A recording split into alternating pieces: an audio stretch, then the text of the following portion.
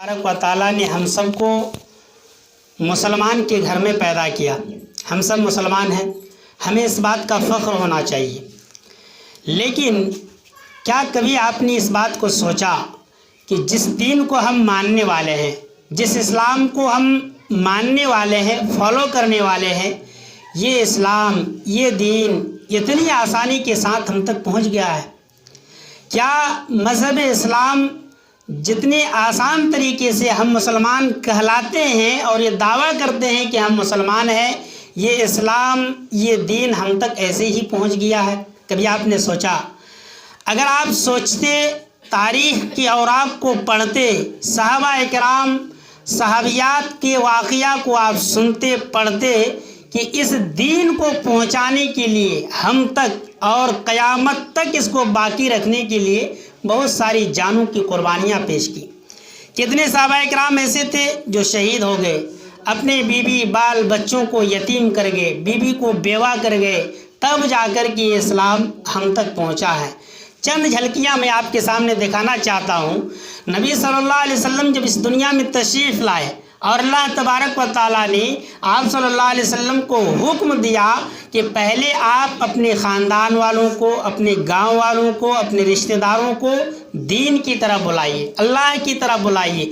آپ صلی اللہ علیہ وسلم کوہ صفا پہاڑ کا نام ہے، اس پر چڑھ کر یا صباح کی آواز لگائی. سارے لوگ اس پہاڑی کے نیچے جمع ہو گئے. یہ عرب کا دستور تھا کہ کوئی اگر مصیبت آتی تھی یا کوئی ضروری بات کرنا ہوتا تھا تو لوگ کوہ صفا پر چڑھ کر یا صباح کی آواز لگاتے. نبی صلی اللہ علیہ وسلم آواز لگائے، سارے لوگ جمع ہو گئے. آپ صلی اللہ علیہ وسلم نے کہا کہ میں اگر تم لوگوں کو بتلاؤں، یہ پیغام دوں کہ اس پہاڑ کے پیچھے ایک گھوڑ سوار لشکر ہے جو تم لوگوں پر حملہ کرنا چاہتا ہے، کیا تم لوگ میری باتوں کو مانو گے؟ سارے لوگوں نے ایک زبان ہو کر کہا تھا کہ اللہ کے نبی، ہم لوگ کیوں نہیں مانیں گے؟ آپ کو بچپن سے لے کر آج تک کبھی جھوٹ کہتے ہوئے نہیں سنا ہے، ہم لوگ ضرور مانیں گے. تو آپ صلی اللہ علیہ وسلم نے کہا تو پھر میں کہتا ہوں، قولوا لا الہ الا اللہ تفلحوا، کہ تم لوگ لا الہ الا اللہ کہو، کامیاب ہو جاؤ گے. یعنی ایمان لے آؤ، مسلمان ہو جاؤ، مومن ہو جاؤ، اس دنیا میں بھی کامیاب ہو جاؤ گے اور آخرت میں بھی تمہارا ٹھکانہ جنت ہوگا، تم جنت کے مستحق بنو گے. یہ تو نہ کہنا تھا کہ جو اپنے تھے پرائے ہو گئے. آپ صلی اللہ علیہ وسلم کے خود اپنا چچا ابو طالب، ابو لہب، اس نے کہا تبا لکا یا محمد، اے محمد صلی اللہ علیہ وسلم، آپ ہلاک ہو جائیے، برباد ہو جاؤ، کیا تو نے ہمیں اسی لیے اس جگہ پہ جمع کیا تھا؟ تو جب نبی صلی اللہ علیہ وسلم دین کی دعوت کو لوگوں کے سامنے رکھے تو جو رشتہ دار تھے وہ لوگ پرائے ہو گئے، جو اپنے تھے وہ ساتھ چھوڑ دیے. شعیب ابی طالب کا واقعہ آپ لوگوں نے ضرور سنا ہوگا. 3 سال تک کافروں نے یہ شرط لگا دیا تھا کہ یہ لوگ بے دین ہو گیا ہے، محمد کے دین کو قبول کر لیا ہے، لا الہ الا اللہ پڑھ لیا ہے، ان لوگوں کے ساتھ نہ رشتہ ناتا کیا جائے، نہ ان کی بیٹی سے کسی کا رشتہ کیا جائے اور نہ ان کے گھر میں کسی کی بیٹی دی جائے، اور ان کے ساتھ کسی چیز کا کوئی لین دین کا معاملہ نہ کیا جائے، نہ کھانے پینے کی چیز ان سے خریدی جائے اور نہ ان سے بیچا جائے. مسلمان اتنا تنگ حال ہو گیا، کھانے پینے کی چیزیں جب ختم ہو گئی تو بھوک سے پتے اور درخت کے چھال کو پانی میں بھگو کر 3 سال تک گزارا کیے، تب جا کر کے اسلام ہم تک پہنچا ہے.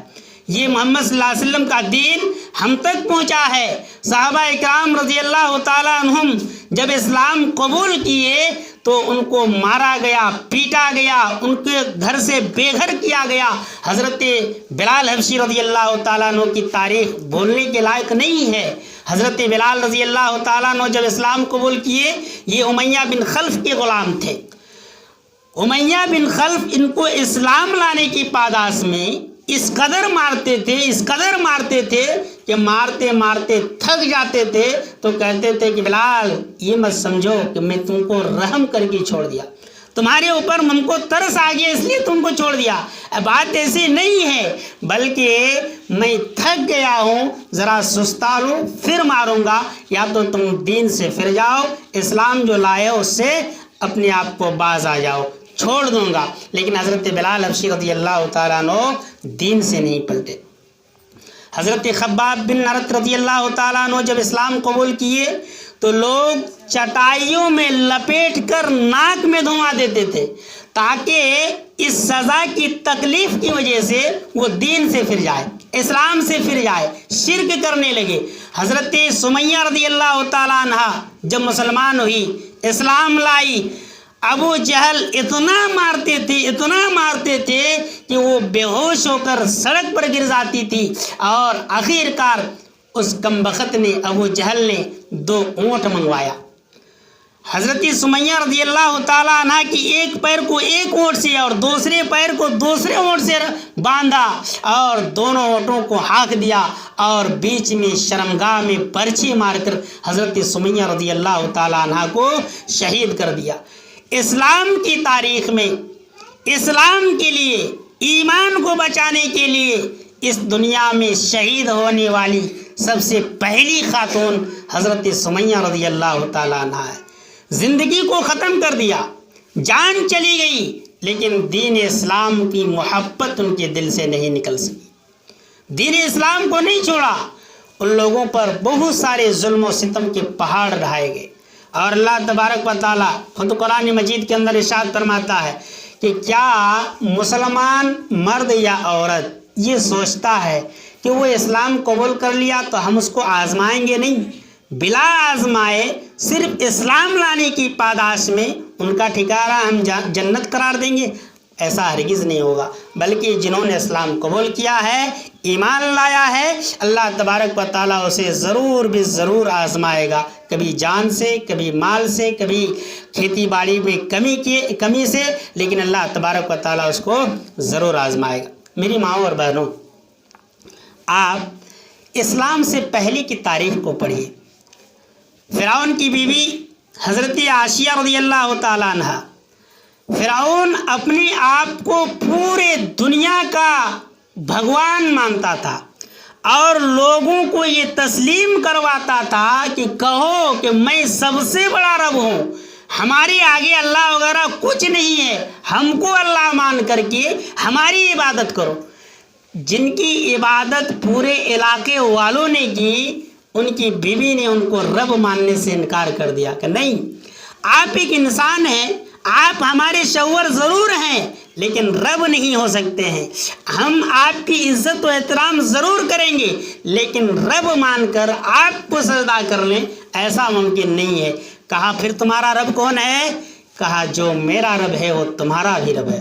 فرعون کی بیوی حضرت عائشہ نے کہا کہ جو تمہارا رب ہے وہ میرا رب ہے، یعنی تمہارے علاوہ ایک ایسی طاقت ہے جو 7 آسمانوں کے اوپر عرش پر مستوی ہے، وہی میرا رب ہے۔ فرعون نے اپنے دربار سے نکال دیا۔ فرعون نے کہا کہ عائشہ سوچ لو تمہارا انجام کیا ہونے والا ہے۔ کہا میں سوچ چکی ہوں، آپ کو جو سزا دینی ہے دے دیجئے، منظور ہے، لیکن آپ کو ہم رب نہیں کہہ سکتے، اللہ کے علاوہ آپ پر ایمان نہیں لا سکتے، آپ کی عبادت نہیں کر سکتے۔ فرعون نے حضرت عائشہ رضی اللہ تعالیٰ عنہ کے دونوں ہاتھوں پر کیل ٹھکوا دیا، دونوں پیروں پر کیل ٹھکوا دیے، اوپر سے بھاری بھرکم پتھر کے چٹان رکھ دیے۔ اسی حالت میں حضرت عائشہ رضی اللہ تعالیٰ عنہ آسمان کی طرف نگاہ کر کے اللہ رب العالمین سے دعا کی تھی کہ اے مولا، اگر تو واقعی میرا رب ہے، جس جنت کے لیے میں اتنی ساری تکلیفیں جھیل رہی ہوں، برداشت کر رہی ہوں، وہ جنت مجھے دکھلا دے تاکہ مجھے صبر کرنے میں مدد ملے، صبر کرنے میں آسانی ہو۔ اللہ تبارک و تعالیٰ نے حضرت جبریل علیہ السلام کو حکم دیا کہ جنت کی پوری تصویر حضرت عائشہ رضی اللہ تعالیٰ عنہ کے نگاہوں کے سامنے رکھ دو۔ دنیا میں پہلی خاتون حضرت عائشہ ہے جن کو دنیا کے اندر جنت کا سیر کرایا گیا، جنت کی تصویر دکھلائی گئی۔ میری ماؤں اور بہنوں، کہنے کا مطلب یہ ہے کہ اب جو اسلام، جو ایمان، جو شریعت کے قوانین ان لوگوں نے اپنی جان پر کھیل کر، جان کی قربانیاں دے کر، خود کو شہید ہو کر ہم کو پہنچا دیا ہے، ہم تک پہنچا دیا ہے، ہماری ذمہ داری کیا بنتی ہے؟ اس ایمان کے تعلق سے جس کی ہم دعویٰ کرتے ہیں کہ ہم مومن ہیں، مسلمان ہیں، ہمارا یہ دعویٰ کہاں تک صحیح ہو سکتا؟ ہم نے اس ایمان کو حفاظت کرنے کے لیے، اس ایمان کو اپنے آنے والی نسل تک پہنچانے کے لیے کتنی قربانیاں پیش کی ہیں، کتنے کام کیے ہیں کہ ایمان جس طریقے سے اللہ کے نبی صلی اللہ علیہ وسلم نے ہم تک پہنچایا ہے، یہی ایمان، یہی قرآن، یہی حدیث ہماری آنے والی اولاد، آنے والی پیڑھی، آنے والی نسل تک پہنچ سکے۔ اگر انسان اس چیز کی کوشش نہ کرے اور اس کو ذمہ داری نہ سمجھے تو یقین رکھیے ایک وقت آئے گا کہ ہماری اولاد، ہماری آنے والی پیڑھی، ہماری آنے والی نسل بے دینی کا شکار ہو کر پھر اسی حالت میں لوٹ جائیں گے جو پہلے حالت میں تھے، یعنی کفر و شرک کا پھر دورہ ہو جائے گا، لوگ کفر کے اندر چلے جائیں گے۔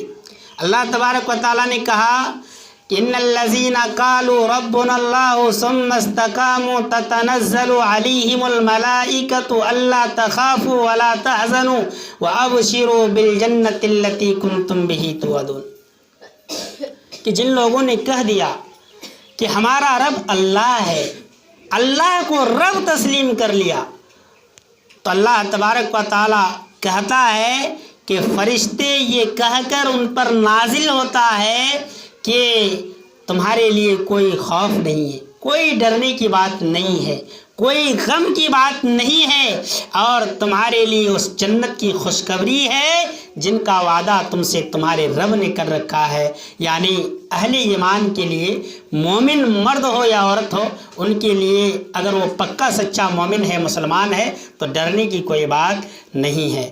شرط اتنا ہے کہ جو ایمان لے کر آ گئے ہیں اس ایمان کی حفاظت کریں، اس ایمان کو اپنے اندر باقی رکھیں، کسی کے ڈر سے، کسی کے خوف سے اپنے ایمان کو ضائع اور برباد نہ کریں۔ بخاری کی صحیح حدیث ہے کہ کفار و مشرکین کا میلہ تھا، دو آدمی راستے سے گزر رہے تھے، تو ان لوگوں کا یہ سسٹم تھا، یہ رواج تھا کہ اس راستے سے جو بھی گزرے گا ان کی جو معبودان باطلہ ہے ان پر کچھ نہ کچھ چڑھاوا ضرور چڑھانا پڑے گا، چاہے ایک مکھی مار کر کے کیوں نہ ہو، لیکن چڑھاوا ضرور چڑھانا ہوگا۔ دو اہل ایمان اس راستے سے گزر رہے تھے، ان لوگوں نے کہا کہ یہ ہمارا سسٹم ہے، ہمارا رواج ہے کہ اس راستے سے گزریں گے تو ہمارے معبودوں پر کچھ چڑھاوا چڑھانا ہوگا۔ ایک نے کہا نہیں، ہم نہیں چڑھا سکتے ہیں، یہ ہمارے ایمان کے خلاف ہے، ہمارا ایمان برباد ہو جائے گا، ہم اپنے ایمان کو برباد کرنے کے لیے تمہارے ایشور پر یا تمہارے بھگوان پر چڑھاوا نہیں چڑھا سکتے۔ ایک آدمی نے نہیں چڑھایا، لوگوں نے اس کو قتل کر دیا، لوگوں نے اس کو قتل کر دیا، ان کا ٹھکانہ جنت ہو گیا۔ لیکن دوسرے آدمی نے سوچا ایک مکھی کی بات ہے، مکھی کی جان جانے سے کیا ہو جائے گا، اس نے مکھی کو مارا اور اس پر چڑھا دیا۔ اللہ تبارک و تعالیٰ نے اس کو جہنمی قرار دیا کیونکہ اس نے اپنے ایمان کو بچا نہیں پایا، ایمان کی حفاظت نہیں کر پائی۔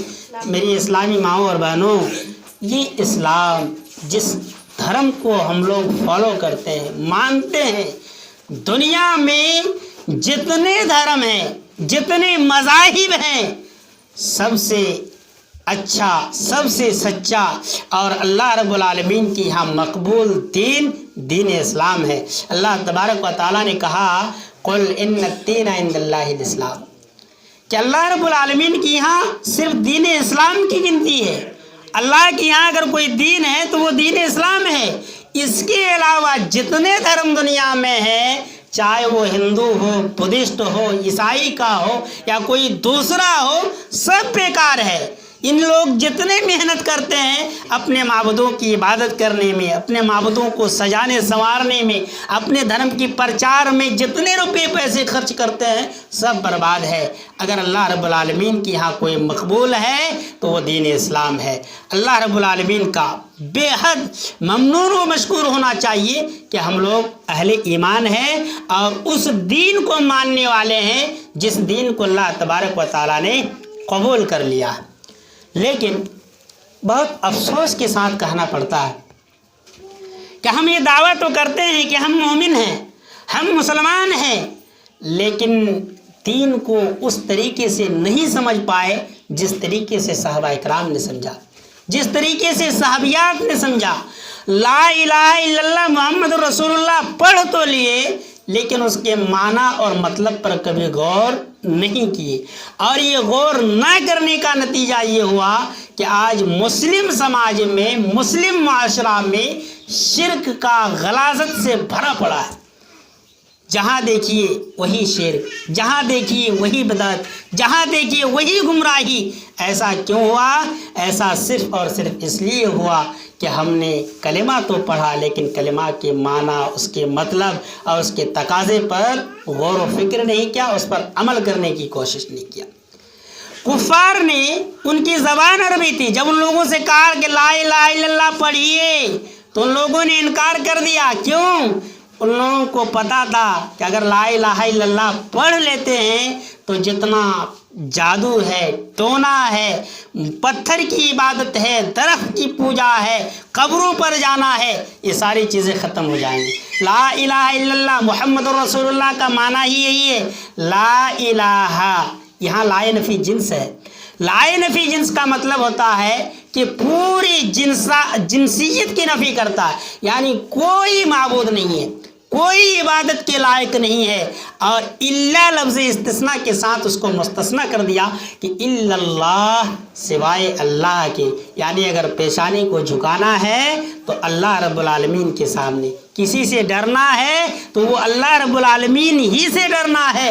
اللہ رب العالمین کے علاوہ دنیا میں کوئی ایسی طاقت نہیں ہے، کوئی ایسا پاور نہیں ہے جس سے ڈرا جائے، جس کی عبادت کی جائے اور جس سے کچھ نفع یا نقصان کی امید لگائی جائے۔ انسان اگر اس کو سمجھ لے تو انسان اگر اس کو سمجھ لے تو شرک کا خاتمہ ہو جائے گا۔ اور یقین رکھیے، اگر انسان شرک کی غلاظت سے بچ جاتا ہے، شرک کی گندگی سے بچ جاتا ہے، دنیا کے اندر جتنی گناہ کر لیں، اگر وہ توبہ کرتا ہے، اللہ رب العالمین سے گڑ گڑاتا ہے، روتا ہے، تو اللہ تبارک و تعالیٰ اس کو معاف کر دے گا۔ لیکن شرک کی حالت میں اگر مر گیا، بہت ساری نیکیاں کی ہیں، تہجد کا اہتمام کیا ہے، حج کیا ہے، عمرہ کیا ہے، زکوٰۃ ادا کیا ہے، رمضان کے روزے رکھے ہیں، نوافل کا اہتمام کیا ہے، لیکن شرک اگر ہے اس کے اندر، بدعت اگر ہے اس کے اندر، تو وہ ساری عبادتیں برباد ہو جائیں گی۔ اب آئیے کچھ جھلکیاں یا کچھ امور دکھلاتے ہیں جو انجانے میں ہمیں اور آپ کو لگتا ہے اس سے کچھ ہونے والا نہیں ہے، ہمارے ایمان کو نقصان پہنچنے والا نہیں ہے، لیکن ہمارے ایمان کے لیے، ہمارے اسلام کے لیے بہت بری چیز ہے۔ ہم اور آپ صرف شرک اس کو سمجھ لیے ہیں کہ کسی مندر میں جا کر یا کسی درخت کے نیچے جا کر ماتھا کو ٹیک دے، یہی شرک ہے۔ نہیں، شرک اتنا آسان نہیں ہے۔ شرک کا مطلب ہے اللہ رب العالمین کے ساتھ کسی دوسرے کو شریک کر لینا، اللہ رب العالمین کے ساتھ کسی دوسرے کو ساتھی بنا دینا، یعنی جو کام اللہ کے لیے کرنا چاہیے اس کام میں ہم دوسرے کو اگر شریک کر لیتے ہیں تو یہ بھی ہمارے لیے کیا ہو جائے گا؟ شرک ہو جائے گا۔ اور شرک اتنا بھیانک جرم ہے کہ لقمان حکیم، لقمان کوئی نبی نہیں تھا، اس بات کو یاد رکھیں گے۔ لقمان قرآن میں ضرور ہے نام، لیکن لقمان کوئی نبی اور رسول نہیں تھا، بلکہ ایک بہت شریف آدمی تھا، پرہیزگار آدمی تھا، دور اندیش آدمی تھا، جس کا ذکر اللہ تبارک و تعالیٰ نے قرآن کریم کے اندر کہا اور کیا۔ لقمان نے اپنے بیٹوں کو وصیت کرتے ہوئے فرمایا، یا بنی لا تشرک باللہ ان الشرک لظلم عظیم، کہ اے میرے بیٹے اللہ رب العالمین کے ساتھ کسی کو شریک نہ کرنا، شرک نہ کرنا۔ وجہ خود بتلا دیا، ان الشرک لظلم عظیم، کہ شرک سب سے بڑا گناہ ہے، شرک سب سے بڑا گناہ ہے۔ اللہ نے دوسری جگہ کہا، ان اللہ لا یغفر ان یشرک بہ ویغفر ما دون ذلک لمن یشاء، کہ اللہ تبارک و تعالیٰ شرک کو معاف نہیں کرے گا، شرک کے علاوہ جو گناہ ہے اس کو اگر اللہ تبارک و تعالیٰ چاہے تو سزا دے گا، چاہے تو ایسے معاف کر کے اس کو جنت میں جگہ نصیب فرمائے گا۔ شرک صرف غیر اللہ کی عبادت کرنا نہیں ہے. اللہ کے نبی صلی اللہ علیہ وسلم نے کہا من حلف بغیر اللہ فقد اشرک، جس نے اللہ کے علاوہ دوسری چیزوں کی قسم کھائی، ماں کا قسم کھایا، باپ کا قسم کھایا، اولاد کی قسم کھایا، زمین کی قسم کھایا، یا اللہ کے علاوہ اگر کسی بھی چیز کی وہ قسم کھاتا ہے تو نبی صلی اللہ علیہ وسلم نے کہا فقد اشرک، اس نے شرک کیا. اسی طریقے سے دوسری حدیث کے اندر اللہ کے نبی صلی اللہ علیہ وسلم نے فرمایا من تعلق تمیمۃ فقد اشرک، جس نے تعویذ لٹکایا، جس نے دھاگا باندھا، جس نے اپنے سر کے بال کو کسی درد کی وجہ سے باندھا، فقد اشرکا، تو اس نے شرک کیا. یہ شرک کیوں ہوا؟ اس لیے کہ کسی چیز کو ٹھیک کرنے والا اور بگاڑنے والا اللہ تبارک و تعالیٰ ہے. کسی چیز کو نفع پہنچانے والا یا نقصان پہنچانے والا اللہ تبارک و تعالیٰ ہے. ہم نے تعویذ لٹکایا کہ اس چیز کو کوئی دوسرا نقصان نہیں پہنچا سکتا ہے، تو ہم نے یقین کس پر کر لیا؟ تعویذ پر کر لیا.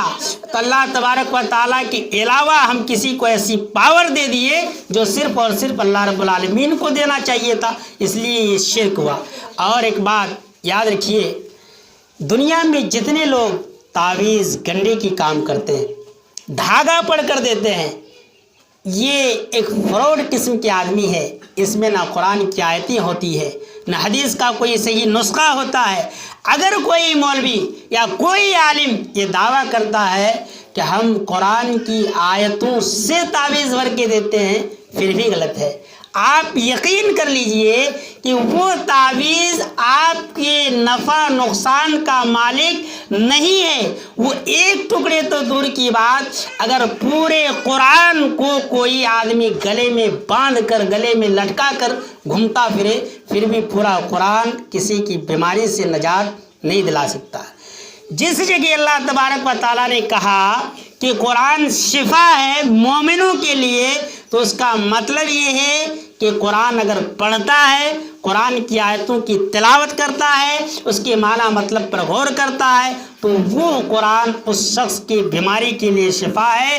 سیم اسی طریقے سے کہ اگر ڈاکٹر کسی بیماری کا علاج دوا لکھ کر دیتا ہے اور آدمی دوا یوز نہ کر کے، اس کو پی نہ کر کے، دوا کی بوتل کو کسی جگہ میں باندھ کر لٹکائے پھرتا ہے، تو کیا اس کی بیماری ٹھیک ہو جائے گی؟ کبھی نہیں ہوگی. سیم اسی طریقے سے قرآن شفا ان لوگوں کے لیے ہے جو قرآن کو پڑھتا ہے، جو قرآن سے علم حاصل کرتا ہے، جو قرآن کو سمجھتا ہے، جو قرآن کے معنی اور مطلب پر غور کرتا ہے. اس لیے یہ یقین رکھیے کہ آج سے جتنی پریشانیاں ہو جائیں، جنات، بھوت، جادو، ٹونا، یہ ساری چیزوں کا علاج نبی کریم صلی اللہ علیہ وسلم نے ایک چیز فرمایا ہے، اور وہ یہ کہ جادو تو حقیقت ہے. اگر کوئی شیطان کرتا ہے تو جادو ہوگا، لیکن جادو کا علاج شرک کر کے، تعویذ گنڈے کر کے، جھاڑ پھونک کروا کر کے نہیں کیا جائے گا، حرام ہے.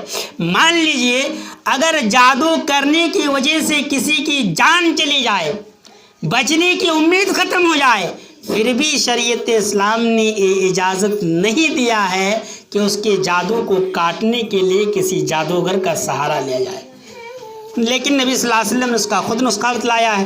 آپ صلی اللہ علیہ وسلم پر خود جادو کر دیا گیا تھا، تو اللہ تبارک و تعالیٰ نے آپ صلی اللہ علیہ وسلم پر وحی کیا کہ فلاں کنویں میں جادو کا منتر رکھا ہوا ہے، اور اس میں ایک پتلا تھا، اس کے اندر سوئی چھپایا ہوا تھا، اور ایک دھاگے میں، کالے دھاگے کے اندر گرا گرا باندھ کر کے نبی صلی اللہ علیہ وسلم پر جادو کر دیا گیا تھا، جس میں نبی صلی اللہ علیہ وسلم کی صحت کو بہت اثر پڑتا تھا. اللہ تبارک و تعالیٰ نے کہا کہ فلاں کنویں میں جادو کر کے گرایا ہوا ہے، کسی صحابی کو کہہ کے آئیے، وہ اس کو جادو کو اٹھا کر لے آئیں گے. اور سورہ معوذتین یعنی قل اعوذ برب الناس اور قل اعوذ برب الفلق، یہ دو صورتیں، ان کو معوذتین کہا جاتا ہے. اللہ تبارک و تعالیٰ نے نازل کیا. نازل کرنے کے بعد اس میں کل 11 آیتیں ہیں، اور نبی صلی اللہ علیہ وسلم کے اوپر جو جادو کیا گیا تھا اس میں 11 گرہ تھا. ایک ایک آیت کو پڑھتے تھے اور اس گرہ کو کھولے، اور آپ صلی اللہ علیہ وسلم اپنے آپ پر دم کیے. اللہ کے فضل و کرم سے آپ صلی اللہ علیہ وسلم کا جادو کا اثر ختم ہو گیا۔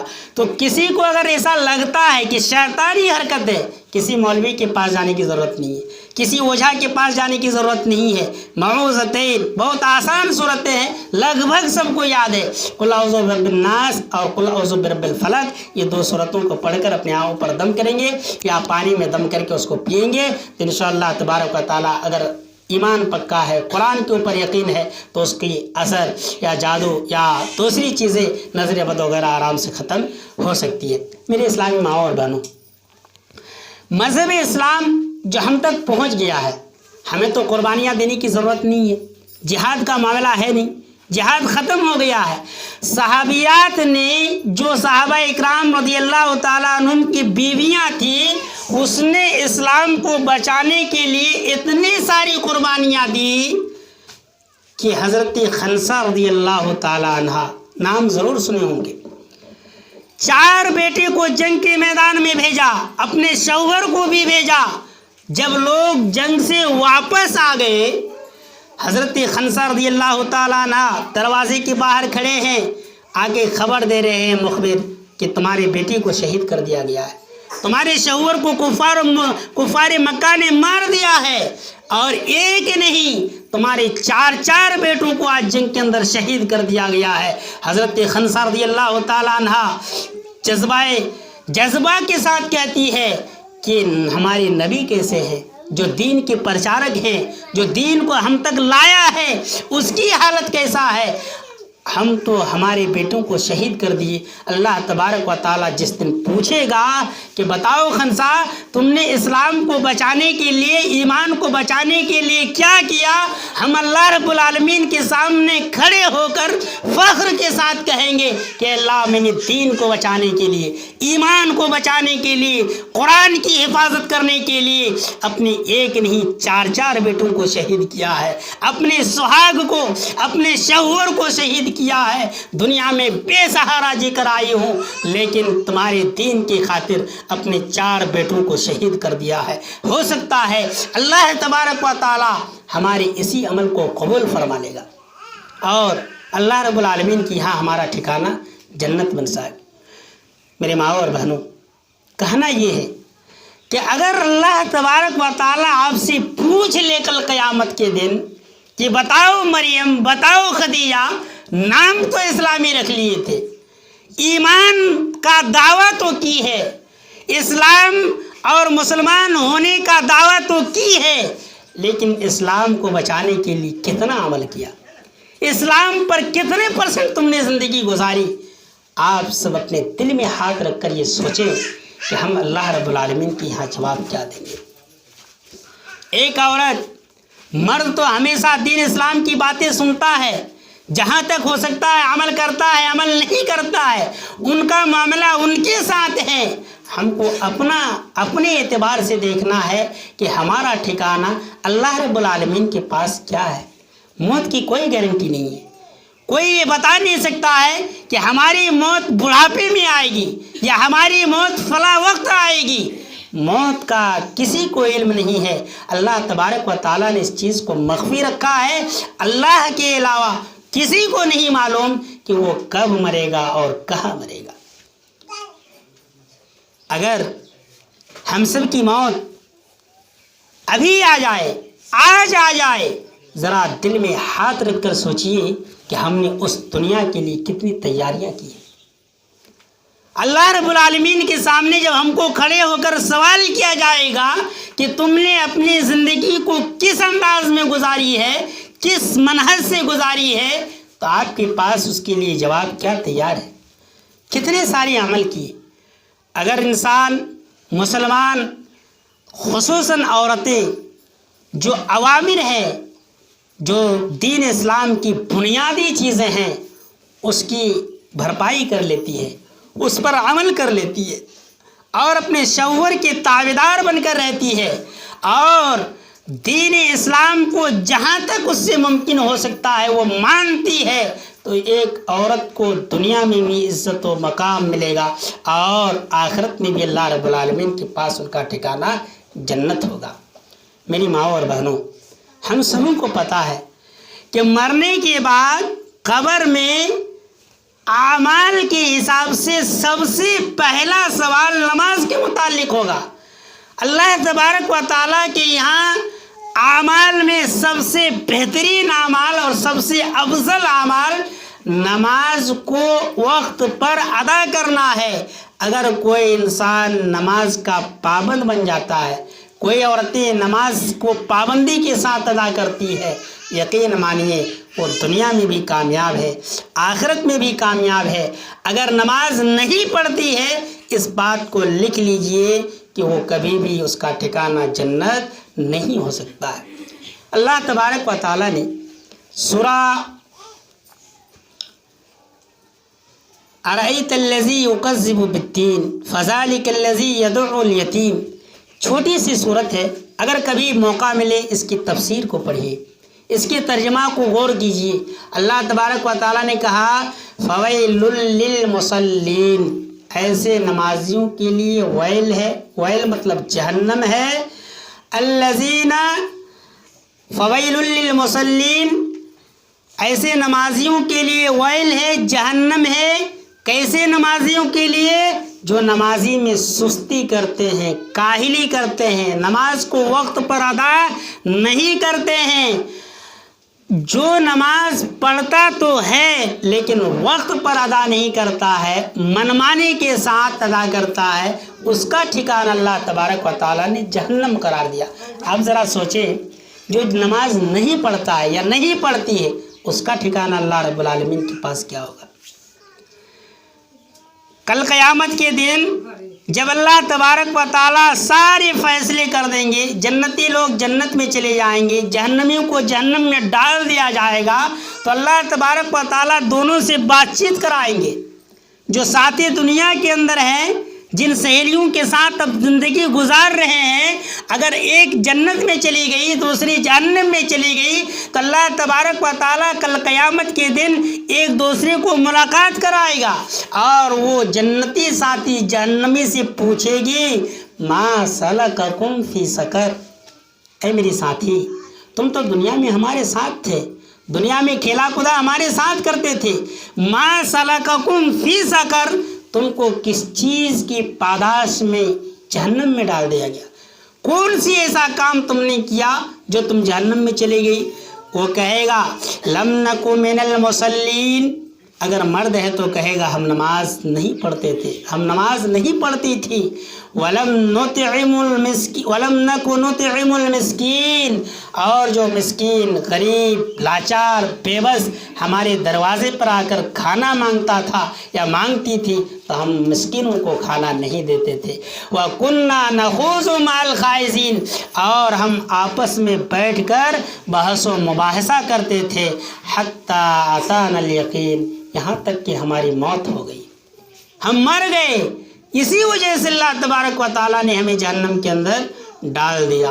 میری ماؤں اور بہنوں، ابھی وقت ہے، یہ اللہ تبارک و تعالیٰ نے ایک لمبی عمر 50 سال 60 سال 20 سال 15 سال ایک لمبا وقت دیا ہے کہ انسان اگر اپنے لیے چاہے تو شرک سے بچ کر کے اعمال صالحہ کر کے اللہ رب العالمین کے پاس جنت کا مستحق بن سکتی ہے اور اپنا ٹھکانہ جنت کو بنا سکتی ہے۔ شرط اتنا ہے کہ مذہب اسلام نے جو طریقے جو اصول ان کے لیے مہیا کیا ہے، اس اصول اور قانون کو فالو کر کے زندگی گزاریں۔ وقتی طور پر کچھ عورتیں یا کچھ لڑکیاں جو مسلم گھرانے کی ہے، مسلم نام ہے، لیکن شریعت کی ایک دو قانون ہے جس کو ناپسند کرتی ہے۔ آپ کو میں بتا دوں کہ مذہب اسلام ہی ایک واحد مذہب ہے جو عورتوں کو سب سے زیادہ سمان دیا ہے، جو سب سے زیادہ عزت و وقار دیا ہے۔ جب اسلام نہیں تھا، نبی صلی اللہ علیہ وسلم دنیا میں نہیں آئے تھے، یہودیوں کا نظریہ تھا جب عورتیں پیریڈ سے ہوتی تھی، جب ماہواری آتی تھی، میرے بھی گھر میں ماں بہن ہے، شرم کی بات نہیں ہے، جب عورتوں کو ماہواری کا خون آتا تھا، پیریڈ میں ہوتی تھی، یہود و نصارہ اس عورت کو کسی پوکھر یا تالاب کے کنارے مچان بنا کر رکھتا تھا جب تک وہ عورت پاک صاف ہو کر نہ نہلا دھلا کر گھر میں آتی تھی، گھر میں کوئی اس کو جگہ نہیں دیتا تھا۔ اپنے بستر سے الگ کر دیتا تھا، ان کو گھروں سے باہر نکال دیتا تھا، لیکن مذہب اسلام آ کر عورتوں کو وہ سمان دیا ہے، وہ عزت بخشا ہے جو دنیا کے کسی بھی مذہب نے، کسی بھی دھرم نے عورتوں کو نہیں دیا۔ آج کچھ لوگ آزادی نسواں کے ہنسی خواب دکھلاتے ہیں کہ مطلب مذہب اسلام نے عورتوں کو پردے میں لا کر قید کر دیا ہے، ان سے ان کی آزادی کو چھین لیا ہے۔ میری ماؤں اور بہنوں، یہ پردے کا حکم اللہ تبارک و تعالیٰ نے صرف اس لیے دیا ہے تاکہ عورتوں کی حفاظت ہو سکے، اس کے اوپر کوئی غلط آوارہ یا جس کے دلوں میں بیماری ہے وہ غلط خیال سے، غلط نظر سے اس کی طرف نہ دیکھے۔ اللہ تبارک و تعالیٰ کے اوپر جو ایمان رکھتی ہے ان کے اوپر اللہ تبارک و تعالیٰ کا احسان ہے، اللہ تبارک و تعالیٰ کا محبت ہے کہ وہ اپنی ماننے والی کو عزت کے ساتھ زندگی گزارنے کے لیے دیا ہے، اور اسی لیے پردے کا حکم نازل کیا ہے۔ اس لیے جتنی بھی لڑکیاں یا جو بھی انسان اللہ رب العالمین کے قانون سے ٹکرائی ہے، اللہ رب العالمین کے قانون کو توڑنے کی کوشش کی ہے، پردے کے اوپر غلط سلط کامنٹ کی ہے، اللہ تبارک و تعالیٰ نے اس کو کسی گھاٹ کا نہیں چھوڑا ہے، یا تو دنیا میں وہ بدنام ہے اور کل قیامت کے دن اس کے لیے تو رسوا کن عذاب ہے ہی۔ جب اللہ کے نبی صلی اللہ علیہ وسلم پر یہ آیت کریمہ نازل ہوئی کہ یا ایھا النبی قل لازواجک وبناتک ونساء المؤمنین یدنین علیہن من جلابیبہن، کہ نبی صلی اللہ علیہ وسلم آپ اپنی عورتوں کو، اپنی بیٹیوں کو اور تمام مسلمان کی عورتوں کو یہ حکم دے دیجئے کہ وہ اپنے اوپر پردہ کرے، اپنے اوپر چادریں لٹکا لیں، اور نبی صلی اللہ علیہ وسلم نے یہ حکم جاری کر دیا کہ کوئی بھی عورت، کوئی بھی مہیلا کسی سڑک کی بیچوں بیچ نہیں چلے گی تاکہ کسی غلط یا جس کے دل میں بیماری ہے اس کی نظر کا وہ شکار نہ ہو جائے۔ جب نبی صلی اللہ علیہ وسلم نے اعلان کیا، اللہ کے نبی صلی اللہ علیہ وسلم کے تئیں اور اللہ کے قانون کے تئیں صحابیات کی کتنی محبت تھی، وہ لوگ کس طریقے سے فالو کرتی تھی کہ جیسے جیسے حکم نازل ہوتا تھا فوراً ایکسیپٹ کر لیتی تھی، قیل و قال نہیں کرتی تھی، اور جتنا ہو سکتا تھا وہ لوگ اپنی زندگی میں اللہ اور اس کے رسول کی باتوں کو نافذ کر کے چلتی تھی۔ یہی وجہ ہے کہ دنیا آج بھی ان کو یاد کرتی ہے۔ اللہ کے نبی صلی اللہ علیہ وسلم کو جب معراج کرایا گیا، معراج میں گئے تو معراج میں بہت ساری چیزوں کو آپ صلی اللہ علیہ وسلم کو دکھلایا گیا، ان میں سے آ کر معراج سے واپس آ کر آپ صلی اللہ علیہ وسلم نے ایک پیغام دیا، ایک واقعہ بتلایا کہ اللہ کے نبی صلی اللہ علیہ وسلم نے جہنم میں سب سے زیادہ تعداد عورتوں کو دیکھا ہے، اس لیے مرد جو اعمال کرتے ہیں ان کو ان کے جگہ پہ رہنے دیجیے، لیکن ہمیں اور آپ کو خصوصاً عورتوں کو اگر جہنم سے بچنا ہے تو اللہ تبارک و تعالیٰ کے احکام پر عمل کر کے نماز، روزہ، اور اللہ تبارک و تعالیٰ نے اگر حیثیت دیا ہے تو حج و عمرہ کر کے اپنے آپ کو جہنم کی آگ سے بچانے کی ضرورت ہے۔ میرے ماؤں اور بہنوں، یہ اسلام اتنا حسین اور خوشگوار مذہب ہے کہ اپنے ماننے والوں کی حتی الامکان خیال رکھتا ہے۔ اللہ تبارک و تعالیٰ نے آج تک کسی مسلمان پر، کسی مرد یا عورت پر اتنا بوجھ نہیں ڈالا ہے کہ وہ اس پر عمل نہ کر سکے۔ اللہ تبارک و تعالیٰ نے کسی بھی انسان کو اتنا ہی مکلف بنایا ہے جتنا وہ عمل کر سکتا ہے، جس کو وہ بجا لا سکتا ہے۔ اگر سماج میں خوشگوار کے ساتھ زندگی گزارنی چاہتے، اگر عورتیں یہ چاہتے ہیں کہ ہمارا گھر جنت نما بن جائے، تو اگر وہ 3 کام کرتی ہے، اللہ رب العالمین کی قسم کھا کر میں کہتا ہوں کہ اس کو دنیا میں بھی عزت ملے گی اور مرنے کے بعد بھی اس کا مقام و مرتبہ بہت بلند ہوگا۔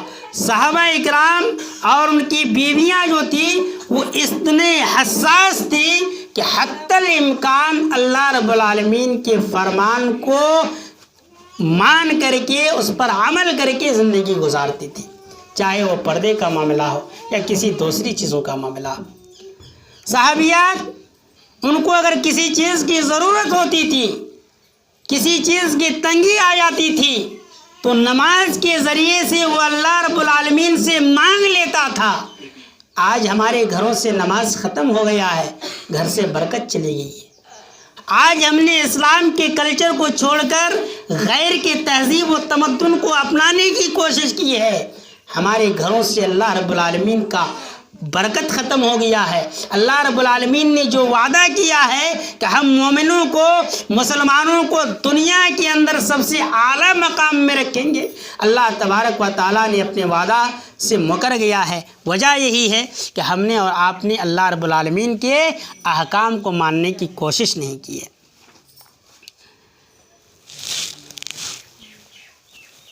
اللہ کے نبی جناب محمد رسول اللہ صلی اللہ علیہ وسلم کے زمانے میں حضرت فاطمہ رضی اللہ تعالیٰ عنہ نبی صلی اللہ علیہ وسلم کی بیٹی ہے۔ جب ان کا انتقال ہوتا ہے تو وہ خود اپنے شوہر حضرت علی رضی اللہ تعالیٰ عنہ کو یہ وصیت کرتی ہے کہ جب میں مر جاؤں گی تو میرا جو جنازہ کی نماز ادا کی جائے گی، ہمیں جو دفنایا جائے گا وہ دن کے اجالے میں نہیں، رات کی تاریکی میں ہمارا جنازہ کو لے جایا جائے۔ پوچھا گیا کہ وجہ کیا ہے؟ کہا کہ دنیا میں جب تک میں زندہ رہی ہوں کسی غیر مرد نے ہمارے جسم کو نہیں دیکھا ہے۔ کوئی یہ کہہ نہیں سکتا ہے کہ فاطمہ کی ہائٹ کتنی تھی، اس کی رنگت کیا تھی۔ میں چاہتا ہوں کہ میں جب مر جاؤں تو میری لاش پر بھی کسی غیر محرم مرد کا نگاہ نہ پڑے۔ آج ذرا اپنے آپ میں سوچیں کہ کیا ہم ایسی وصیت یا ایسی بات اپنے شوہروں کے سامنے رکھ سکتے ہیں؟ کیا کوئی ایسی ماں ہے، کوئی ایسا بہن ہے جس کے اوپر اپنے آپ پر ناز ہے کہ ہم مکمل پردے میں رہتے ہیں اور غیر محرم آج تک ہم کو دیکھا نہیں ہے؟ اگر اس طرح کی بات ہے تو وہ بہن، وہ ماں، وہ خالہ بہت خوش نصیب ہے۔ صرف آپ غیر مرد سے جو باہر کے ہیں، کوئی عالم آ جاتے ہیں، ان سے پردہ کرتے ہیں۔ پردہ کا مطلب یہ نہیں ہے، پردہ کا مطلب ہے جن مردوں سے نکاح جائز ہے ان سے مکمل پردہ کیا جائے، اور اس پردہ میں عورتوں کی آواز بھی ہے، عورتوں کا آواز بھی پردہ ہے۔ اگر عورتیں جسم کو چھپا لیتی ہیں، آواز کی پردہ نہیں کرتی ہے، یقیناً اللہ کی نظر میں وہ اچھی خاتون نہیں ہو سکتی ہے۔ میری ماؤں اور بہنوں، اللہ کے نبی صلی اللہ علیہ وسلم نے جو وجہ بتلایا تھا جہنم میں زیادہ جانے کی، پہلی وجہ آپ صلی اللہ علیہ وسلم نے بتلایا کہ عورتیں جہنم میں زیادہ تعداد میں اس لیے جاتی ہے کیونکہ وہ اپنے شوہر کا ناشکرہ ہوتی ہے۔ شوہر جو چیز ان کو دیتا ہے اس پر وہ قناعت نہیں کرتی ہے۔ اللہ تبارک و تعالیٰ نے کہا لَإِن شَكَرْتُمْ لَأَزِيدَنَّكُمْ وَلَئِن كَفَرْتُمْ إِنَّ عَذَابِي لَشَدِيدٌ، کہ میں نے جو احسان تم پر کیا ہے، جو مال دولت تم کو دیا ہے، اگر تم اس پر شکر گزار ہے، اسی پر قناعت کرتی ہے، اللہ کا شکر بجا لاتی ہے، اللہ نے کہا لَأَزِيدَنَّكُمْ، ڈبل تاکید ہے، ایک لام تاکید، ایک نون تاکید، دو تاکید لا کر کہا کہ ہم ضرور بھی ضرور اس کو اور اضافہ کر دیں گے، اس کے مال کو اور زیادہ بڑھا دیں گے۔ وَلَئِن كَفَرْتُمْ إِنَّ عَذَابِي لَشَدِيدٌ، اور اگر میری دی ہوئی چیز پر کوئی ناشکرہ کرتا ہے، ناکفری کرتا ہے، تو یاد رکھیے إِنَّ عَذَابِي لَشَدِيدٌ، میرا عذاب بہت سخت ہے۔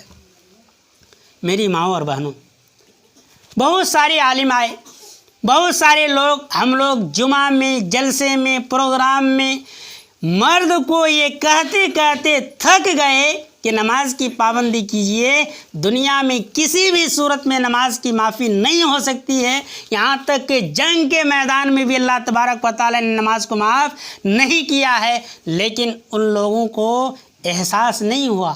اور اس کی وجہ یہ ہے کہ انسان جب گناہ کرتا ہے، گناہ کا کام کرتا ہے، تو دھیرے دھیرے جب گناہ پر گناہ کرتے جاتا ہے تو اللہ تعالیٰ اس کے دل میں ایک سیاہ نقطہ ڈال دیتا ہے، اور جیسے جیسے وہ گناہ کرتا ہے تو وہ سیاہ بڑھتے بڑھتے بڑھتے بڑھتے پورا دل پر چھا جاتا ہے، پورا دل پر زنگ لگ جاتا ہے، اور وہ اسلام کی، قرآن کی، حدیث کی باتوں سے اعراض کرنے لگتا ہے، شریعت کی بات انہیں اچھی نہیں لگتی ہے۔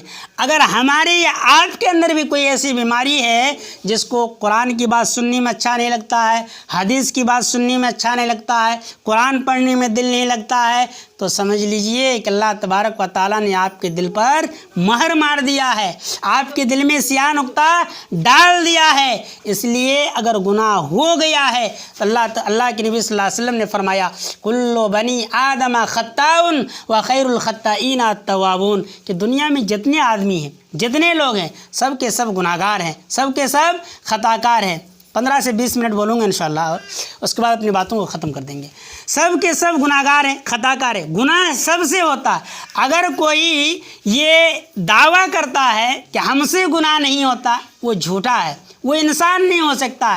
اس دنیا میں نبیوں کو چھوڑ کر ہر شخص سے گناہ ہونا کمپلسری ہے، لازمی ہے، لیکن سب سے بہتر گناہ گار وہ ہے، سب سے بہترین خطا کار وہ ہے جو گناہ کرنے کے بعد نیکیاں کریں، اللہ رب العالمین سے توبہ کرے، اور اللہ رب العالمین سے گڑ گڑا کر کے اپنے گناہوں کی معافی تلافی کرا لے۔ اگر ہم سے کوئی گناہ ہو گیا ہے، ہم اللہ رب العالمین سے ضرور توبہ کریں گے۔ اور یہ مرد جو سماج کے ذمہ دار آدمی ہے، جن کو آج تک کوئی مولوی سدھار نہیں سکا ہے، اسلامی پلیٹ فارم پر لانے کی کوشش کیا لیکن ناکام رہا ہے، اگر آپ تھوڑا سا سہیوگ کریں گے، تھوڑی سی اگر ذمہ داری کا احساس کریں گے، تو انشاءاللہ ہمارا سماج ایک اسلامی سماج بنے گا، ہمارا گھر ایک اسلامی گھر بنے گا۔ شرط اتنا ہے کہ عورتیں اگر یہ کوشش کر لیں اور صحابیات جس طریقے سے عمل کرتی تھی اس طریقے سے عمل کرنا شروع کر دیں، تو یقیناً ہمارا مرد، ہماری جو ذمہ دار بھائی ہے، جو ہمارے باپ دادا کی حیثیت رکھتے ہیں، اگر لائٹ آ گئی کیا؟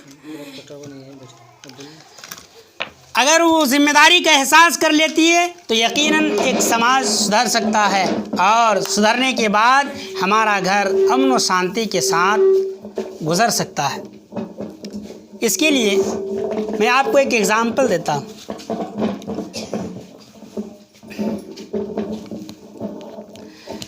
جو صحابہ اکرام کے دور میں صحابیات تھی، اپنے شوہروں کا کس قدر لحاظ اور خیال رکھتی تھی۔ حضرت ام سلمہ رضی اللہ تعالیٰ عنہ، نام ضرور سنے ہوں گے، ابو طلحہ کی امی ہے۔ جب ابو طلحہ گھر سے باہر گئے، ان کا ایک بیٹا بیمار تھا۔ اللہ کے نبی صلی اللہ علیہ وسلم نے جنگ کا اعلان کر دیا کہ کفار و مشرکین سے جنگ لڑنے کے لیے جانا ہے۔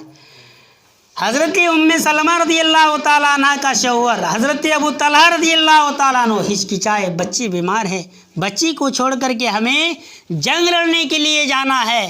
حضرت ام سلمہ رضی اللہ تعالیٰ عنہ کہتی ہیں کہ اے میرے شوہر، آپ بچی کی پرواہ نہیں کیجیے، اللہ رب العالمین نے جو حکم نازل کر دیا ہے جنگ کا، آپ جنگ میں جائیے، بچے کو سنبھالنا، اس کا علاج کرنا، اس کی تابعداری کرنا، یہ ہماری ذمہ داری ہے۔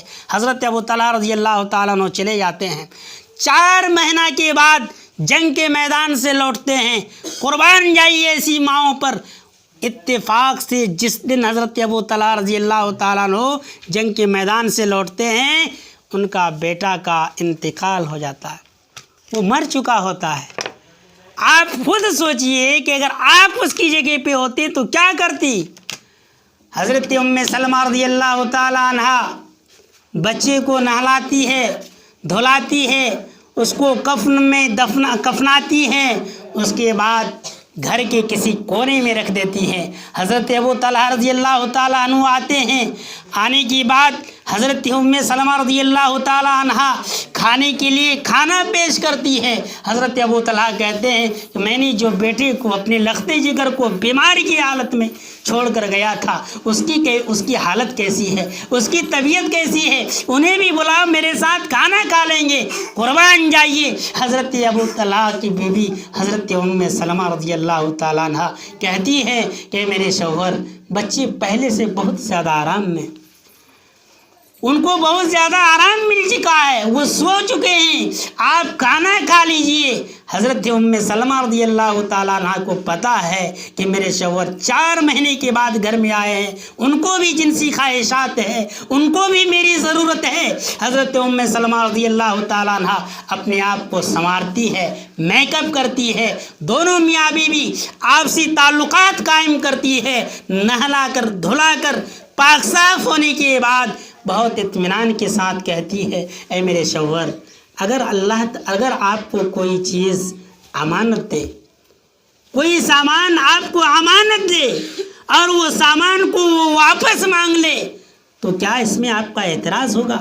حضرت ابو طلحہ رضی اللہ تعالیٰ عنہ کہتے ہیں کہ نہیں، سامان ان کا ہے، امانت ہمیں دیا ہے، کوئی اگر لے گیا وہ امانت واپس لے لیا، ہمیں اعتراض کرنے کا کوئی حق نہیں ہے۔ حضرت ام سلمہ رضی اللہ تعالیٰ عنہ کہتی ہے کہ یہ اولاد، یہ بیٹا اللہ تبارک و تعالیٰ نے ہمیں امانت کے طور پہ دیا تھا۔ آپ جس وقت گھر میں داخل ہوئے تھے اس سے کچھ دیر پہلے بیٹے اللہ کے پیارے ہو گئے ہیں، میں نے ان کو نہلا کر دھلا کر کفنا کر کے گھر کے اندر تیار رکھا ہے، آپ لے جائیے، جانے کے بعد اللہ کے نبی صلی اللہ علیہ وسلم کو خبر کیجیے اور نماز جنازہ ادا کر لیجیے۔ اللہ اکبر۔ شوہروں کا اتنا پاس و خیال کرتی تھی، اتنا لحاظ رکھتی تھی اور ان کے جذبے کا اتنا خیال کرتی تھی کہ اللہ تبارک و تعالیٰ نے حضرت ام سلمہ رضی اللہ تعالیٰ عنہ کے بارے میں یہ آیت کریمہ نازل کر دی اور بشارت سنا دی کہ پوری انصار کی مہلا میں سب سے بہتر مہلا، سب سے اللہ رب العالمین کو پسندیدہ مہلا حضرت ابو طلحہ رضی اللہ تعالیٰ عنہ کی وائف حضرت ام سلمہ رضی اللہ تعالیٰ عنہ۔ کس قدر وہ لوگ اپنے شوہروں کی تابعدار تھی، کس قدر اس کو خوش کرنے کی کوشش کرتی تھی۔ آج کی عورتیں تھوڑی تھوڑی باتوں پر، تھوڑی سی کمی بیشی پر اپنے شوہروں کی ناشکری کرتی ہے۔ میری ماؤں بہنوں، یقیناً ایک بہت غلط چیز ہے۔ کچھ عورتیں، کچھ میری مائیں، کچھ بہنیں یہ شکایت کرتی ہیں کہ ہمارا شوہر یا ہمارا گارجن، ہمارا ذمہ دار ہمیں وقت نہیں دیتا ہے۔ آپ اگر اسلام کے بتلائے ہوئے اصول پر عمل کریں گے، آپ اگر اسلام کے بتلائے ہوئے طریقے پر چلیں گے، یقین مانیے آپ کی شوہر آپ کو اپنے گھر میں رانی بنا کر رکھے گا۔ وجہ یہ ہے اور سبب یہ ہے کہ پہلے آپ کو تیار ہونا ہوگا، آپ کو صحابیات کے نقش قدم پر چلنا ہوگا۔ اگر کوئی عورت یہ شرط لگا دیتی ہے اپنے شوہر سے کہ ہم آپ کے لیے بن سنور کر اس وقت تک تیار نہیں ہوں گے جب تک آپ نماز کی پابندی نہیں کریں گے، آپ نماز پڑھ کے آئیے، میں خود بھی نماز پڑھ کے تیار رہتی ہوں۔ اور ایک بات یاد رکھیے، ایک عورت اپنے شوہر کے لیے جتنا چاہے میک اپ کر سکتی ہے، صرف یہ خیال رکھے میک اپ میں کوئی چیز حرام نہیں ہے، چاہے وہ پاؤڈر ہو، کریم ہو، لپسٹک ہو، ہر چیز جائز ہے، شرط اتنا ہے کہ صرف اور صرف اپنے شوہر کے لیے ہو۔ اور اگر انسان، عورت اپنے شوہر کے لیے اس طرح بن سنور کر تیار رہے گی، یقین مانیے آپ کے شوہر آپ کے تئیں محبت کا اتنا ہی زیادہ مقام و مرتبہ دے گا، آپ کی عزت بھی کرے گا اور آپ کے ساتھ ایک شاہانہ زندگی گزارنے کی کوشش کرے گا۔ شرط یہ ہے کہ پہلے آپ اپنے کو بدلیں، آپ اپنے کو سمجھائیں، آپ اپنے آپ کو اپنے شوہر کے لیے تیار رکھیں۔ آپ اگر ان کو نماز کی، روزے کی یا تو پھر دین اسلام کی جو امور ہے ان کی پابندی کرنے کا مکلف بناتی ہے اور شرط لگاتی ہیں کہ آپ جب تک نماز نہیں پڑھیں گے ہم آپ کے لیے کسی طریقے سے تیار نہ ہوں گے، نہ آپ کو کھانا پینا بڑھیا سے دیں گے۔ اور اگر کوئی عورت یہ اعتراض کرتی ہے، اللہ کے نبی صلی اللہ علیہ وسلم نے اس کو حق دیا ہے، کوئی بے نمازی شوہر ہے، بیوی نافرمان ہو جاتی ہے، گناہ نہیں ہوگا، لیکن شرط ہے کہ شریعت کو مکلف بنانے کی وجہ سے ہونا چاہیے، شریعت پر عمل کرانے کی وجہ کے لیے ہونا چاہیے۔ اگر کوئی بھی عورت اپنے شوہر کو نماز کا پابند بنا دیتی ہے، نماز کے وقت سے پہلے انہیں تیار کر کے ان کے لیے پانی رکھ دیتی ہے اور یہ کہتی ہے کہ آپ وضو کیجئے، مسجد جائیے، نماز پڑھیے، اور جو نوافل ہے، سنن ہے، جو سنت ہے، اس کو آ کر گھر میں پڑھیے۔ ہم بھی نماز پڑھیں گے، انشاءاللہ ہمارا گھر ایک جنت نما گھر بنے گا، ہماری تہذیب، ہماری کلچر کے اندر ایک اسلامی کلچر آئے گا، اور جو غیر تہذیب، غیر تمدن ہمارے اندر جنم لے لیا ہے، 8 بجے تک سونا، 9 بجے تک سونا، 10 بجے تک سونا، یقیناً یہ بہت بری چیز ہے۔ اللہ تبارک و تعالیٰ کی رحمت اس گھر میں نہیں برستی ہے جہاں لوگ دیر سویرے تک سوتے ہیں۔ اللہ کے نبی صلی اللہ علیہ وسلم نے دعا کیا تھا کہ اللہ تبارک و تعالی ہماری امت کے اوپر صبح کے وقت برکت کو نازل فرما۔ ہر گھر میں جس میں قرآن کی تلاوت ہوتی ہے، لوگ نماز روزہ کا اہتمام کرتے ہیں اور شریعت کا پابندی کرتے ہیں، اللہ تبارک و تعالیٰ کا رحمت اس گھر میں نازل ہوتا ہے، اور ہر چیز میں، کھانے میں، پینے میں، پیسے میں، گھر میں، مکان میں، کاروبار میں اللہ تبارک و تعالیٰ اس گھر کو اور اپنی رحمت میں رکھتا ہے اور اس میں برکت نازل کرتا ہے۔ میری ماؤں اور بہنوں، ہم تھوڑا جاننا چاہتے ہیں کہ بہت ساری عورتیں ہیں، اور جب میں اس گاؤں میں آیا تو ہماری ایک فطرت ہے، ہماری ایک عادت ہے، ہم جس ماحول میں جانے کے لیے رہتے ہیں یا جس ماحول میں جا کر رہتے ہیں، وہاں کی آب و ہوا، وہاں کے ماحول، وہاں کے لوگوں کا مزاج، وہاں کے لوگوں کا تعلقات کو معلوم کرتے ہیں۔ ہمیں بہت خوشی ہوئی جب میں نے سنا کہ اس مومن ٹولہ کی مسجد کو تعمیر کرنے میں، اس کو اس مقام تک پہنچانے میں صرف مرد کا ہی نہیں بلکہ اس علاقے کی عورتوں کا بھی بہت زیادہ تعاون رہا ہے۔ بہت زیادہ کام عورتیں بھی کی ہیں، جو مٹی وغیرہ اٹھانے کا کام تھا وہ ساری کام عورتوں نے کیا ہے۔ ہمیں خوشی ہوئی ہے، لیکن افسوس اس وقت ہوتا ہے جب دیکھتے ہیں کہ اذان ہوتی ہے اور ہماری مائیں، ہماری بہنیں، ہماری خالائیں روڈ کے کنارے دروازے کے باہر بیٹھی رہتی ہیں، نماز کا اہتمام نہیں کرتی۔ جو لوگ کرتی ہیں، اللہ رب العالمین کا شکر ادا کیجئے کہ آپ نماز کے پابند ہیں۔ میں جاننا چاہتا ہوں، شرم کی بات نہیں ہے، آپ میں سے کتنے لوگ نماز پڑھتے ہیں؟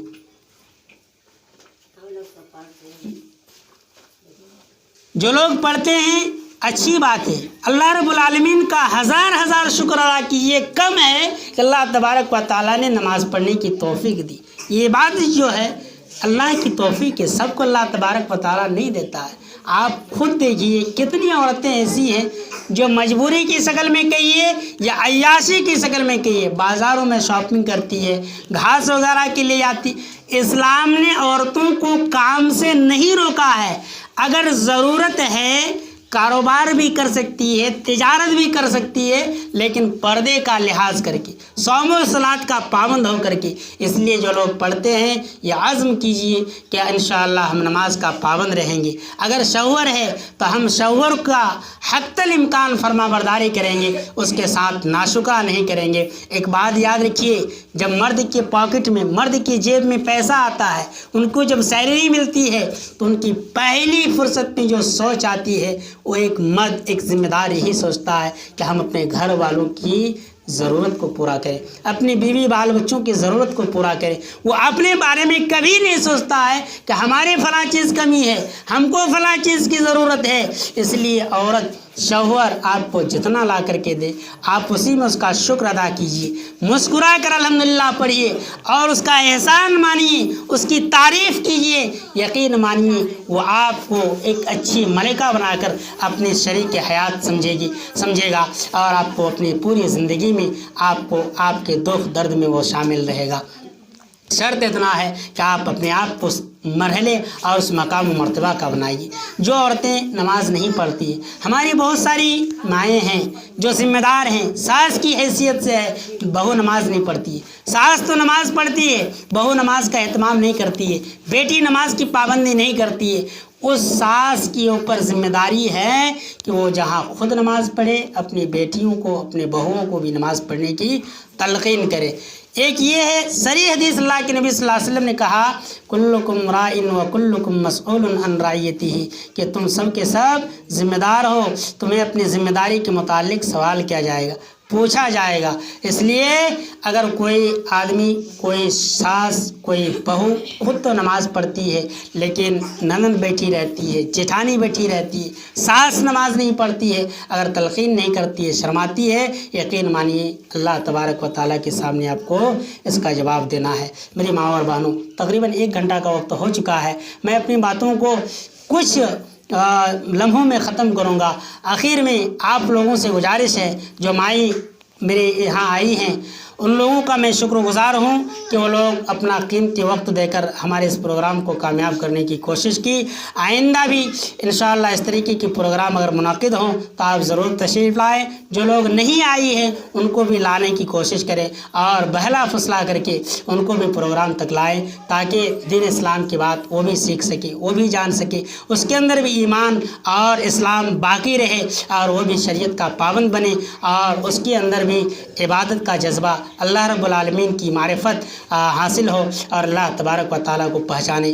آج سے یہاں ایک پیغام لے کر جائیے کہ نماز کے وقت کوئی بھی کام نہیں کریں گے، اللہ رب العالمین کے آگے ضرور حاضری دیں گے۔ اگر دل نہیں کرتا ہے، پاکی صافی کی حالت میں ہے، مزاج نہیں بنتا ہے کہ ہم نماز پڑھیں، صرف جے نماز بچھا کر کے اللہ رب العالمین کے سامنے حاضر ہو کر اللہ کو حاضری دیجئے اور اللہ کے سامنے اس بات کو رکھ دیجئے کہ مولا میں نماز پڑھنے آئی تھی لیکن نماز پڑھنے کا دل نہیں ہوا، مولا میں نے چھوڑ دیا۔ انشاءاللہ اللہ تبارک و تعالیٰ اس کو توفیق دے گا۔ اللہ تبارک و تعالیٰ ہم سب لوگوں کو نماز کا پکا سچا پابند بنائے اور خصوصاً پردے کا اہتمام کرنے کی توفیق دیں، اپنے شوہروں کا فرمانبردار بننے کی توفیق دیں، آمین۔ وآخر دعوانا ان الحمدللہ رب العالمین۔ اللہ تبارک و تعالی ہم تمام لوگوں کو کہی ہوئی صحیح باتوں پر عمل کرنے کی توفیق دے، آمین۔ السلام علیکم ورحمۃ اللہ وبرکاتہ۔